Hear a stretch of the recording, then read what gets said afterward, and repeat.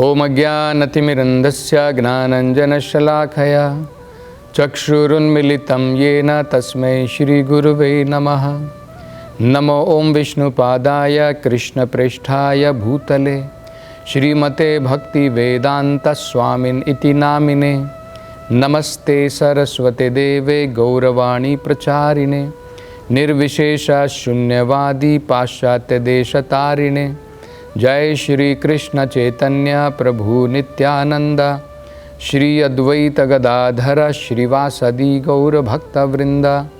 हरे कृष्णा कृष्ण कृष्णा हरे हरे, हरे राम राम राम हरे हरे।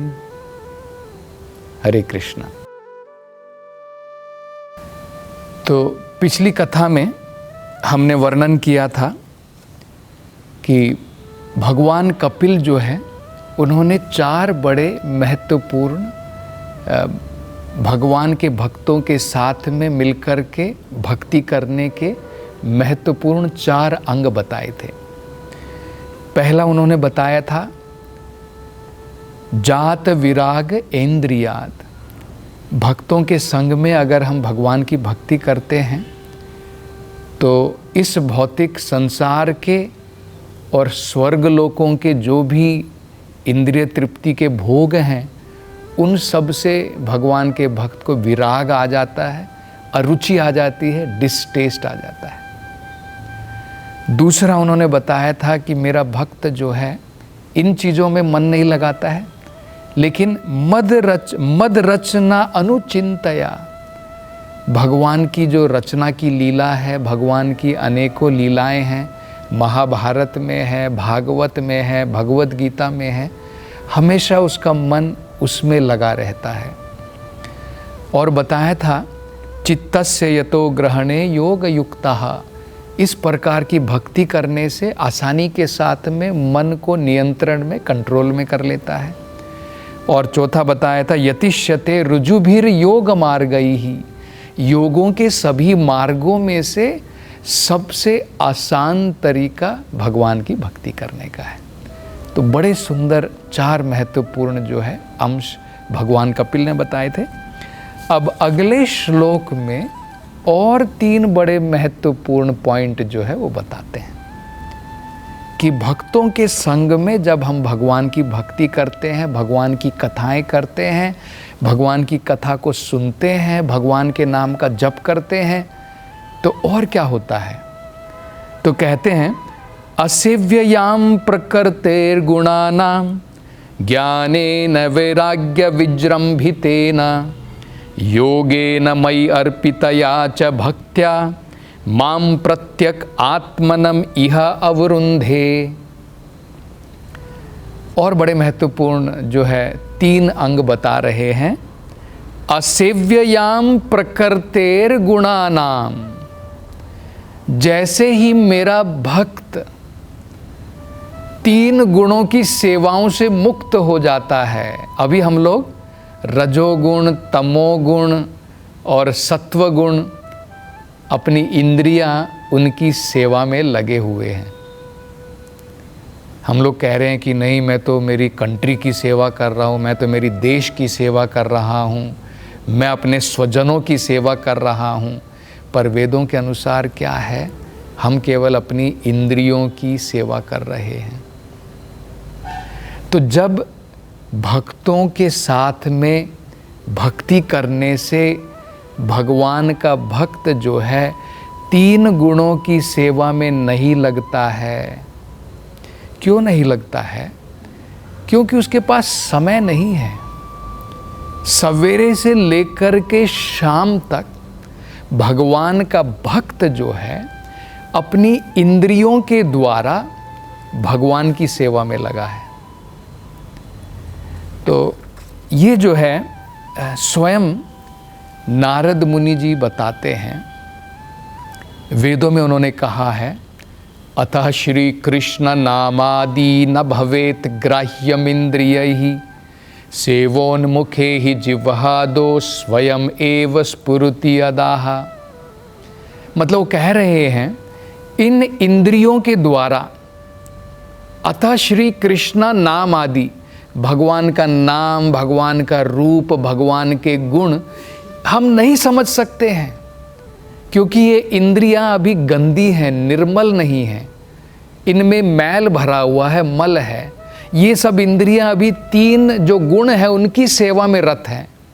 तो इन इंद्रियों के द्वारा हम भगवान को नहीं समझ सकते, उनके रूप को भी नहीं समझ सकते हैं, उनके नाम को भी नहीं समझ सकते हैं।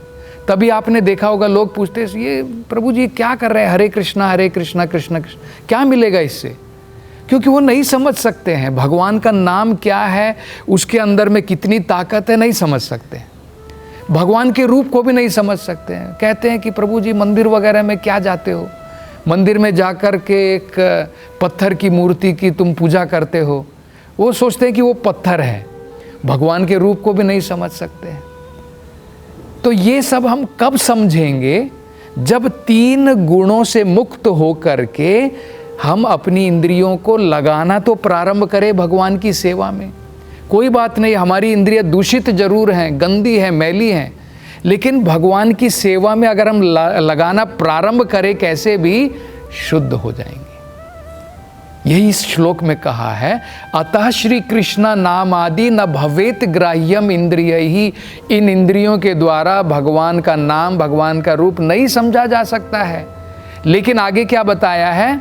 सेवोन्मुखे ही जिह्वादो, लेकिन अगर हम सेवा में लगा देते हैं इंद्रियों को, कहाँ से शुरुआत करके? जीभ से शुरुआत करके। सेवोन्मुखे ही जिह्वादो, सबसे पहले किसको लगाना है सेवा में? कौन सी इंद्रियों को लगाना है? जीभ को लगाना है। जीभ के क्या काम होते हैं? जीभ के 2 प्रकार के काम होते हैं। एक, हम इसके द्वारा जो है शब्द, ध्वनि जो है वो कहते हैं, कुछ शब्द बोलते हैं। दूसरा, हम इसके द्वारा कुछ चखते हैं, टेस्ट करते हैं, खाते हैं। तो भगवान की सेवा में कैसे लगाना है? इसी जीभ के द्वारा भगवान के नाम का जप करना है, और जप करने के बाद उसका श्रवण करना है, उसको सुनना है। और इसी जीभ के द्वारा जो अभी अलग अलग जगहों पर जा कर के अपनी इंद्रियां भोग में लगी है, कभी रेस्टोरेंट में जा रहे, कभी इधर जा रहे हैं, अगर हम भगवान को प्रेम के द्वारा भोग अर्पण करके प्रसाद के रूप में उसे ग्रहण करेंगे, तो हमारी इंद्रियां निर्मल हो जाएंगी, हमारी सारी की सारी इंद्रियां जो है क्लीन हो जाएंगी। तो भगवान का भक्त जो है, क्योंकि अपनी इंद्रियों को हमेशा भगवान की सेवा में लगाए रहता है, उसको टाइम ही नहीं है 3 गुणों की सेवा में लगाने के लिए। इसलिए कपिल मुनि क्या कह रहे हैं? असेव्ययाम त्रिगुणैर, 3 गुणों की सेवा में जब मेरा भक्त जो है इस प्रकार से अपनी इंद्रियों को नहीं लगाता है भक्तों के संग में, जैसे हमारी कृष्णा भावनामृत में देखिए, हम ना तो सिनेमा घर में जाते हैं, हम ना स्पोर्ट्स के लिए जाते हैं, हम इधर उधर नहीं जाते हैं, अनेकों प्रकार के विषयों में, पॉलिटिक्स में भी नहीं, लेकिन सवेरे से लेकर के शाम तक इंद्रियों को भगवान के विषय में लगाते हैं। जीभ को भगवान के विषय में, कानों को भगवान के विषय में, हाथों को, पाँव को, जितनी भी सारी इंद्रियां हैं सबको भगवान के किसी न किसी विषय में हम लगाते हैं। तो ये एक बड़ा महत्वपूर्ण जो है भगवान कपिल कह रहे हैं, असेव्ययाम प्रकृतेर गुणानाम, प्रकृति के जो 3 गुण हैं, मेरा भक्त जो है भक्तों के संग में अब उनकी सेवा में नहीं लगा रहता है। ये पहला पॉइंट वो बताते हैं। नेक्स्ट बताते हैं, ज्ञानेन वैराग्य विजृंभितेन, और ऐसा मत सोचो कि मेरा भक्त जो है उसके पास में ज्ञान नहीं है, ज्ञान भी है और वैराग्य भी है। ज्ञान और वैराग्य के साथ में युक्त हो करके वो मेरी भक्ति में लगा है। तो ये भी बड़ा महत्वपूर्ण है। भगवान भक्तों के हृदय में है। भगवान सूर्य की भांति है, जहाँ पर सूर्य होता है वहाँ पर अंधकार नहीं होता है। तो अगर हम भगवान की भक्ति में लगे हैं तो हमारा चित्त प्रकाशित हो जाता है ज्ञान के द्वारा ऑटोमेटिकली। अलग से ज्ञान अर्पित करने की, अर्जित करने की कोई ज़रूरत नहीं पड़ती है। ज्ञान भी आ जाता है और जैसे ही भगवत ज्ञान आता है, भौतिक वैराग्य तो ऑटोमेटिकली आ जाता है। जब हमें पता चल जाता है ये टेम्परेरी संसार है, इसमें क्या आसक्ति लगानी है, भगवान तो सत्य है, तो जब भगवान से अटैचमेंट बढ़ जाती है, संसार से डिटैचमेंट तो अपने आप आ जाती है। तो ज्ञान वैराग्य विजृंभितेन, ये दूसरा पॉइंट जो है वो बताते हैं। तीसरा वो कहते हैं योगेन मयि अर्पितया च भक्त्या, इस प्रकार से भक्ति योग के द्वारा जब वो पूर्ण रूप से मन मेरे ऊपर लगा करके रखता है, योगेन मयि अर्पितया च भक्त्या, क्योंकि देखिए सबसे महत्वपूर्ण जो है भक्ति के अंदर में भक्त की प्रेम रूपी भावनाएं बड़ी महत्वपूर्ण होती हैं। जैसे उदाहरण के तौर पर भगवान जो हैं वो इतने दयालु हैं कि हमें पता है कि भगवान के जो आध्यात्मिक रूप है उसको तो हम देख नहीं सकते हैं, लेकिन भगवान ये भी चाहते हैं कि मेरा भक्त मेरी सेवा में लग जाए। तो अगर हम सोचेंगे कि भाई ठीक है, मैं भगवान कृष्ण की सेवा करना चाहता हूँ, मैं भगवान कृष्ण की सेवा कैसे करूँ? अब इन इंद्रियों के द्वारा तो भगवान का रूप जो है, भगवान मुरली बजा रहे हैं, वृंदावन में अपनी लीला कर रहे हैं, हमें तो नहीं दिखाई देते हैं, तो मैं भगवान की सेवा कैसे करूं? तो भगवान जो हैं अपनी दया के द्वारा अपनी अर्च विग्रह का अवतार लेते हैं। वेदों में ये बताया है कि अर्च विग्रह मंदिर में जो प्रमाणिक रूप से स्थापित भगवान की विग्रह है उसे मूर्ति नहीं कहते हैं, वो भगवान की अर्चा विग्रह, भगवान के अर्चा अवतार हैं। वो भी एक प्रकार के अवतार हैं। जैसे कृष्ण भगवान ने राम का अवतार लिया, कल्कि का अवतार लेंगे, बुद्ध का अवतार लिया, इसी प्रकार से, और जैसे भगवान का नाम का अवतार है, भगवान जो अपने नाम के अंदर में भी हैं, इसी प्रकार से भगवान जो हैं अर्चा अवतार लेते हैं विग्रह के रूप में, जिनकी हम सेवा कर सकते हैं। जरा सोचिए, भगवत गीता में भगवान ने अपने जो है विश्व रूप के दर्शन भी कराए थे अर्जुन को। अगर हमें विश्व रूप के उनकी सेवा में लगना है तो कितना मुश्किल है। अगर आप सोचते हैं कि प्रेम के द्वारा मैं भगवान की पोशाक बनाना चाहता हूँ, आप जो है भगवान को पोशाक बना करके पहनाना चाहते हैं, भगवान के विश्व रूप के लिए अब कहाँ से आप पोशाक बनाएंगे? ये सारे संसार के कपड़े भी छोटे पड़ जाएंगे भगवान के विश्व रूप के जो है उनके लिए पोशाक बनाने के लिए। इसी प्रकार से अगर आप भगवान को भोग चढ़ाना चाहते हैं, आप देख सकते हैं, आप भगवत गीता पढ़िए, उसमें जब भगवान ने दिखाया असंख्य मुख थे भगवान के, कितने मुखों को आप जो है भोग चढ़ाएंगे? तो भगवान कृपा करके क्या करते हैं, वो जानते हैं कि इस भौतिक संसार में हमारी इंद्रियां क्योंकि अभी दूषित हैं, तो हमें भगवान का आध्यात्मिक रूप तो दिखाई नहीं देगा, ना भगवान का विश्व रूप जो है हम उनकी सेवा में लग सकते हैं। तो भगवान जो है दया करके अपने अर्च अवतार में, विग्रह के रूप में, मंदिर में भगवान जो है हमें दर्शन देते हैं, जिनकी सेवा में हम लग सकते हैं। जितने ज़्यादा हम भगवान को सुंदर रूप से उनकी मूर्ति को, उनके अर्चा विग्रह को सजाएंगे, उतना ज़्यादा हमारा जीवन, आध्यात्मिक जीवन सज जाएगा। Our spiritual life will become decorated. जितना ज़्यादा हम भगवान को भोग लगा करके प्रसाद ग्रहण करेंगे, उतना ज़्यादा ऑटोमेटिकली हमारी इंद्रियां कंट्रोल में आ जाएंगी। तो ये भी जो है भगवान का एक रूप है। तो ये हमें नहीं सोचना चाहिए कि नहीं ये तो पत्थर की मूर्ति है, ये कैसे भगवान हो सकता है। अरे भगवान के लिए कोई डिफ़िकल्ट नहीं है। भगवान के लिए क्या चीज़ है जो भगवान नहीं कर सकते हैं? भगवान अगर एक हिरण्यकश्यपु के घर के जो खंबे थे उसमें से भगवान प्रकट हो सकते हैं, तो भगवान के लिए क्या मुश्किल है? क्योंकि भगवान के लिए कोई अंतर नहीं है, हमारे लिए अंतर है। हमारे लिए आध्यात्मिक और भौतिक ये अंतर है, डिफरेंस है। भगवान के लिए कोई डिफरेंस नहीं है, क्योंकि वो एब्सोल्यूट है।